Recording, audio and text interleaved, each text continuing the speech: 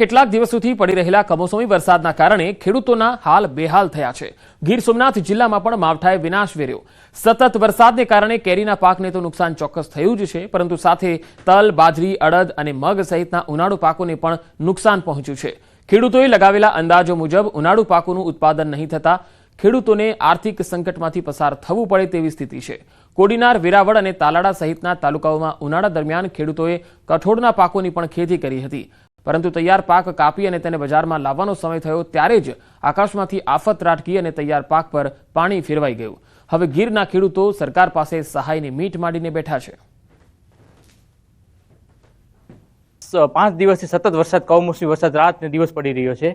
અત્યારે જે ઉનાળુ પાક છે, અડદ છે, મગ છે, સોળી છે, બાજરી છે, તલ છે, એવા અનેક પાક ઉપર આવી ગયા છે। લણણીનો સમય પૂરેપૂરો પાકી ગયો છે। ઝાઝા વિસ્તારમાં વરસાદ છે, કારણ કે દયા આવે તો કે થોડી ઘણી વળતર આપે તો સારું, બાકી તો ખેડૂતને નુકસાન જ છે। આ 4-5 દિવસથી એક ધારો વરસાદ છે અને આ પાથરા બધી મગ ઉગી ગયા છે, અત્યારે એવી પરિસ્થિતિ છે। આ 2-2.5 વીઘાના મગ છે। નુકસાનનું તો તમે પૂછો માં સાહેબ, હવે આમાં બધી કંઈ હાથમાં આવે એમ નથી। આ બધી મગ ઓલા થઈ ગયા, આમાં પાણી પાયા, કેટલા ખાતરો નાખ્યા, કેટલા ખર્ચા કર્યા। સરકાર આપે તો સારું સહાય થોડી।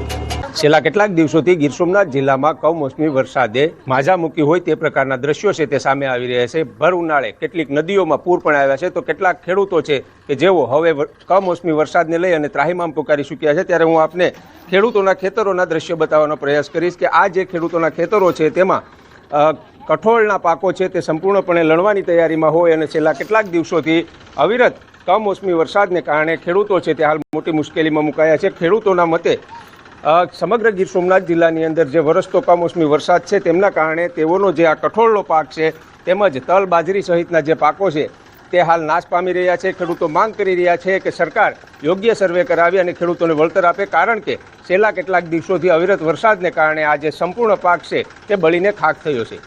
દિનેશ સોલંકી, ન્યૂઝ 18 ગુજરાતી, ગીર સોમનાથ। પોરબંદરથી સુભાષનગર તરફ જતા રસ્તાથી સ્થાનિકો ત્રાહિમામ પોકારી ગયા છે। વાહન ચાલકોને ભારે હાલાકી છે। પોરબંદરના એકમાત્ર જેટી સાથે જોડતા મુખ્ય રસ્તાની હાલત દયનીય બની ગઈ છે। માછીમારોને લગતા નિકાસના વાહનોની અવરજવર અને સુરક્ષા એજન્સીઓની જેટી હોવાથી તાત્કાલિક યોગ્ય પગલાં ભરવાની માંગ છે।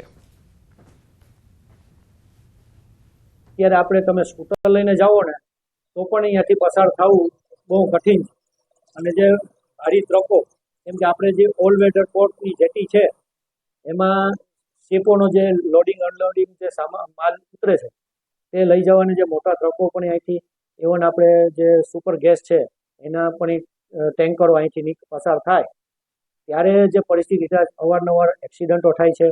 ત્યાં લાઇટની પણ કોઈ સુવિધા નથી, રસ્તાના પણ હાલત અતિ ખરાબ થઈ ચૂકી છે। રાજકોટ માર્કેટિંગ યાર્ડમાં કમિશન એજન્ટની હડતાળ યથાવત છે। સતત ચોથા દિવસે વેપારીઓની હડતાળ યથાવત છે।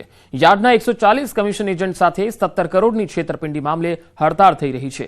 નોંધનીય છે કે JK ટ્રેડિંગ નામે પેઢી ધરાવતા ઢોલરિયા બ્રધર્સ કરોડોના જીરુના માલની ખરીદી કર્યા બાદ રૂપિયા ન ચૂકવી ફરાર થયા હતા। જોકે ફરિયાદ બાદ બંનેની ધરપકડ કરી લેવાઈ છે, પરંતુ કમિશન એજન્ટોને પૈસા પરત મળ્યા નથી।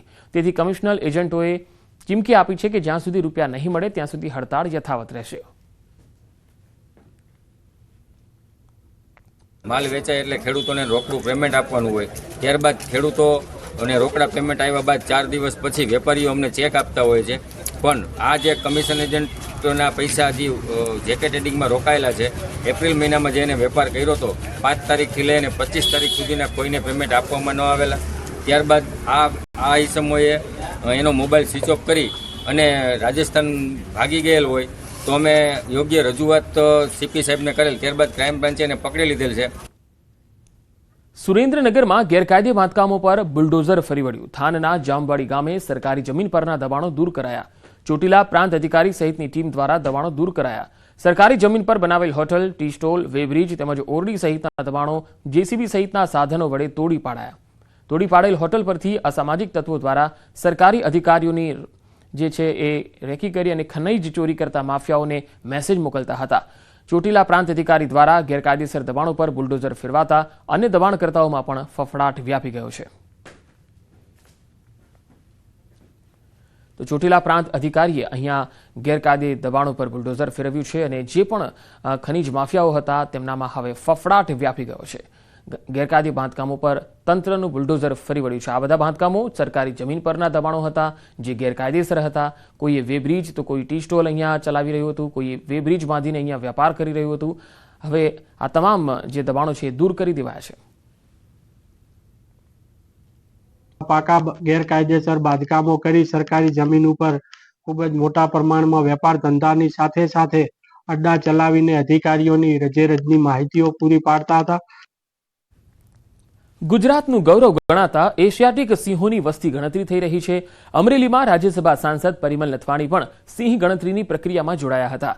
રાજુલા ઉના વિસ્તારમાં સિંહ ગણતરીનો અનુભવ તેમણે સોશિયલ મીડિયા સાઇટ એક્સ પર શેર કર્યો. તેમણે ટાંક્યું કે આખો દિવસ સિંહ ગણતરીની પ્રક્રિયાનું નિરીક્ષણ કરવામાં વિતાવ્યો. સાથે જ તેમણે સિંહની ગણતરીની પ્રક્રિયાને અવિસ્મરણીય ગણાવી. વન વિભાગના કર્મચારી સાથે બાઇક પર ફરતા હોય તેવો ફોટો પણ તેમણે શેર કર્યો.